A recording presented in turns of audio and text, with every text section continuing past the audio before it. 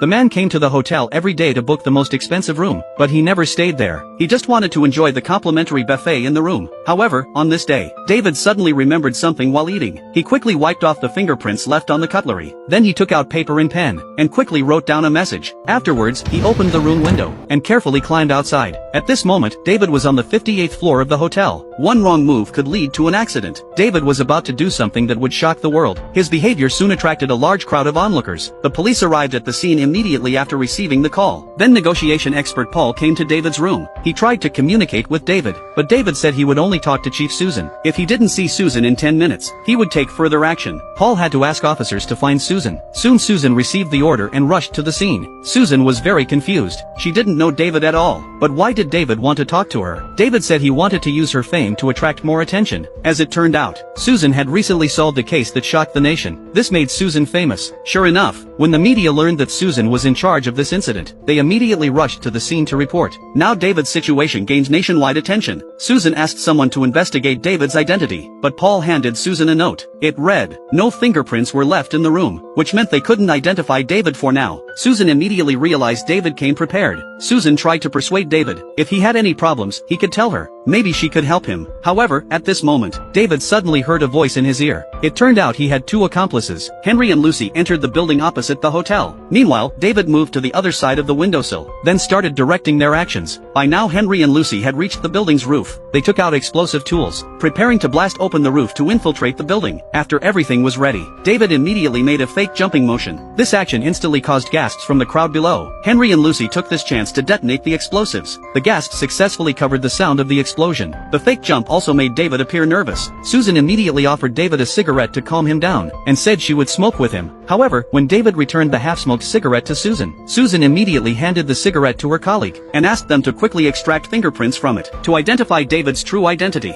Meanwhile, Henry and Lucy successfully entered the building's ventilation ducts. After crawling out of the ducts, Henry opened the control box to make the elevator rise to the top floor, then successfully reached the target floor through the elevator shaft. To avoid being caught on camera, Henry first took out a skateboard. Then Lucy took out a cloth the same color as the floor to cover Henry. However, the security guards in the monitoring room were watching the news, completely unaware of the abnormal surveillance footage. This way Henry slid all the way under the cameras. He took a photo of the corridor from the camera's angle. After printing it, Henry placed the photo in front of the camera. But just when they thought they could execute the plan smoothly, a new problem arose. There was also a sensor installed above the corridor.